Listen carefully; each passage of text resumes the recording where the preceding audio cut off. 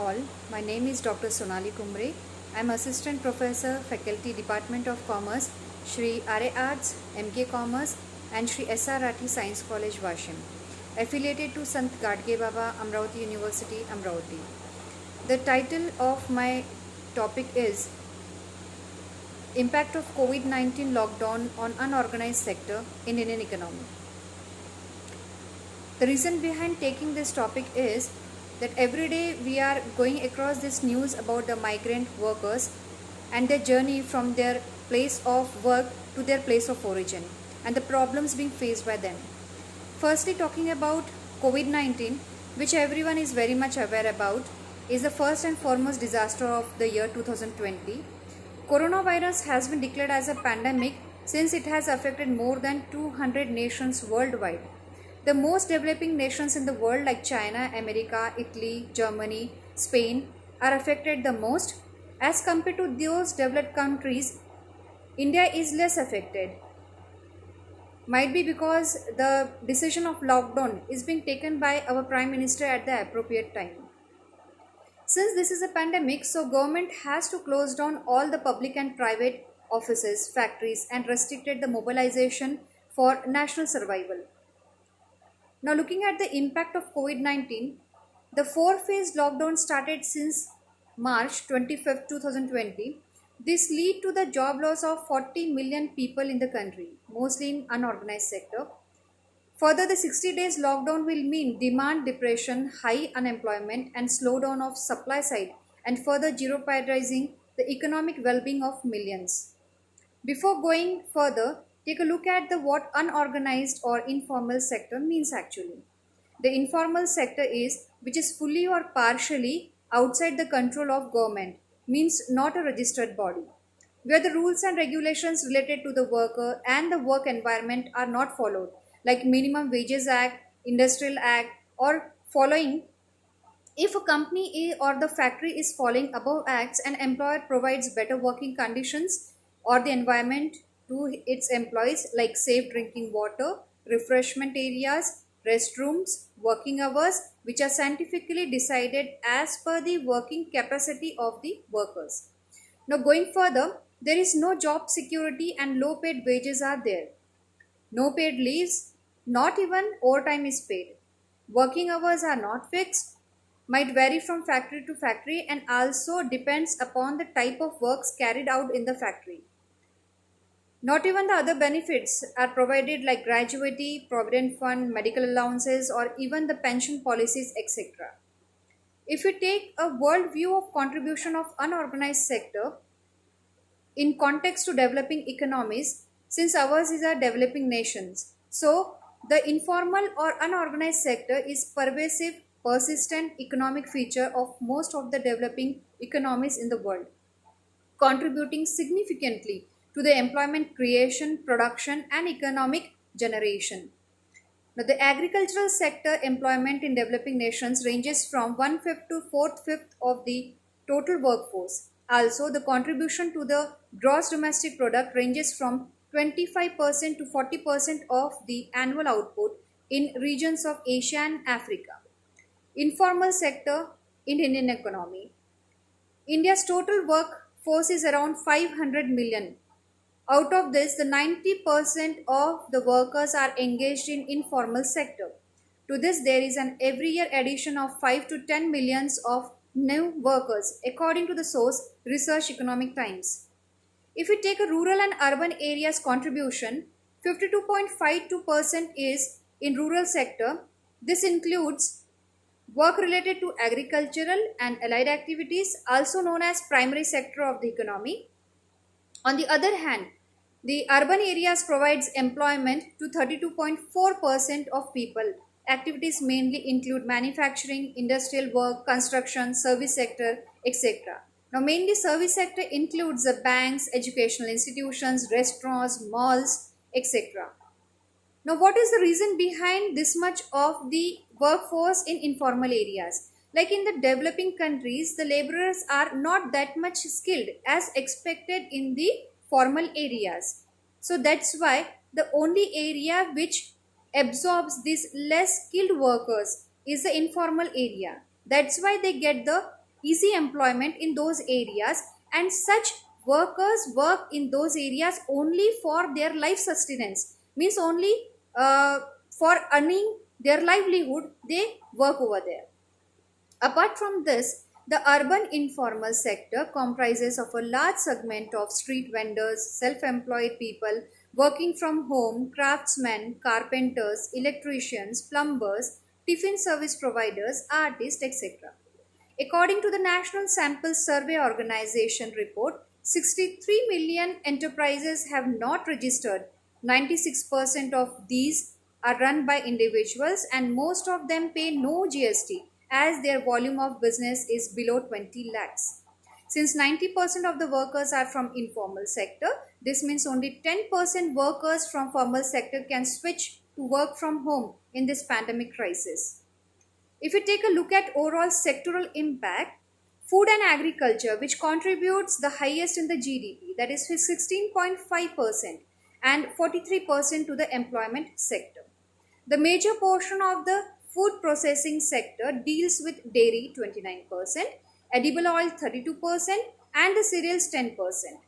The supply of the food and agri products will be affected in the coming seasons due to the low sowing of the upcoming seasonal crops as said by the Agricultural Ministry.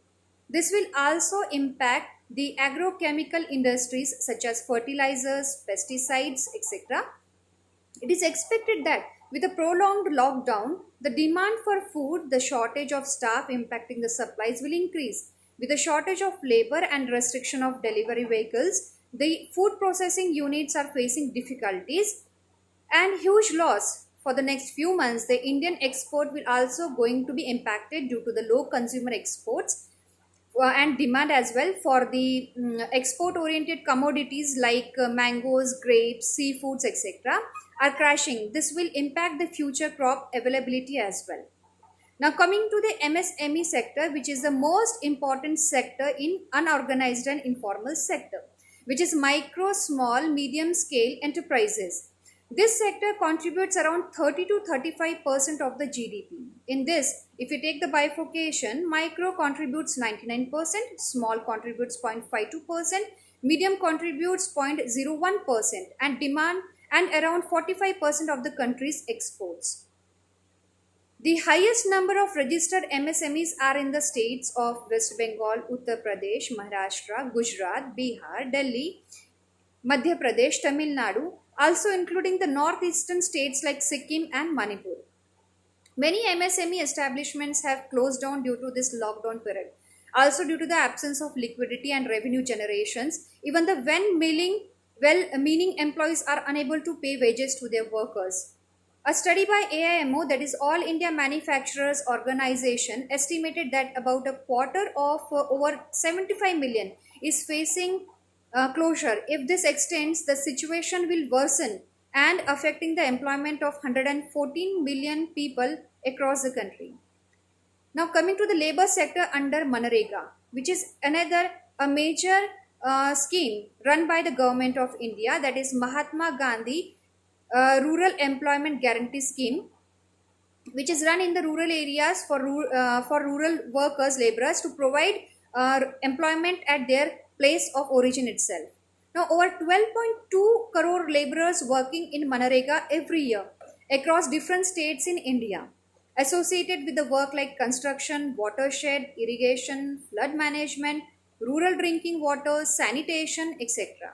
Now, travel restrictions and quarantine has affected hundreds and millions of people across the country.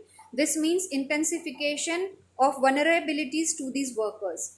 Now, coming to the end part of the topic, economists have suggested ways in which the government can help the farmers and those migrant workers to overcome the current crisis. First of all, the economists have suggested the restoring of the food supply chain, which means the procurement of operations going as quickly as possible should have been begun by now, because there is an early harvesting in the states like Madhya Pradesh, Rajasthan and Gujarat. Secondly is the direct procurement from farmers. So experts suggest that there should be a direct suspension of the APMC run mandi system and go for direct buying from farmers without charging the market fee.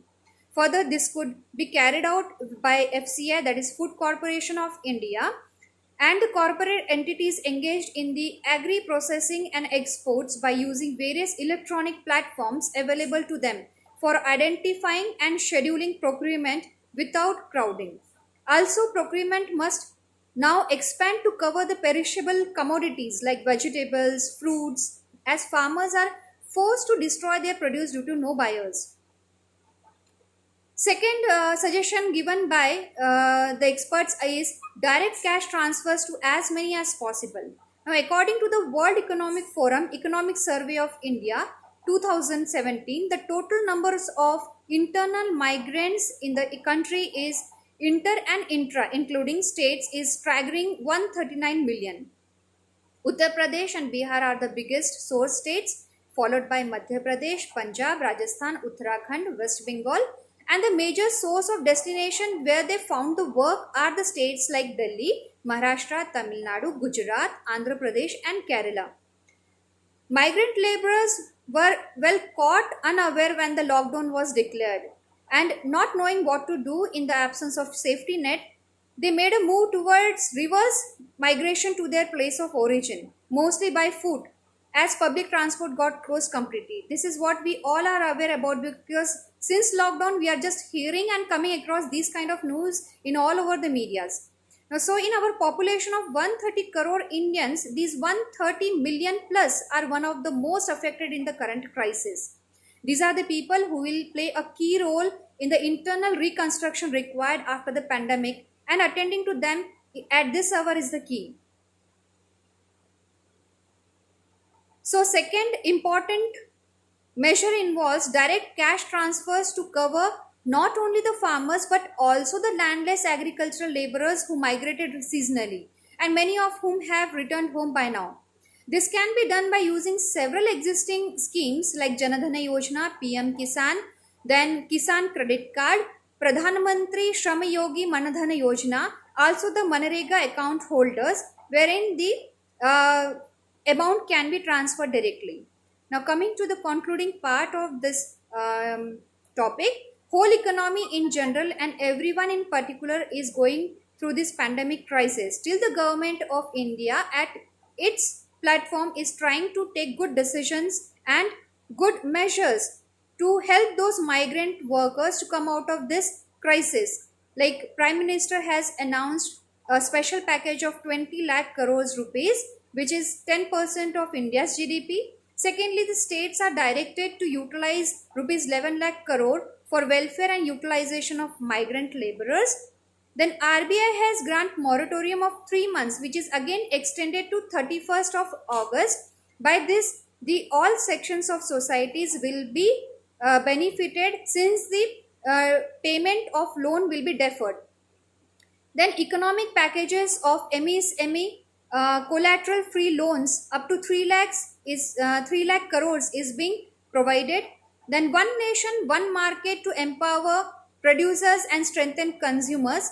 Also, the Prime Minister has urged the nation to become vocal for the local products, that is preferring the local products instead of the exported products. This is based for becoming self-reliant or Atmanirbhar Bharat.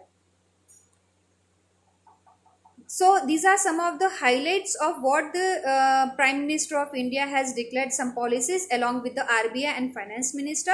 Only the thing which we can do at this time of crisis is to have patience and to look for the positive points to be going around. So with this, I close my presentation. Thank you. Stay home, stay safe.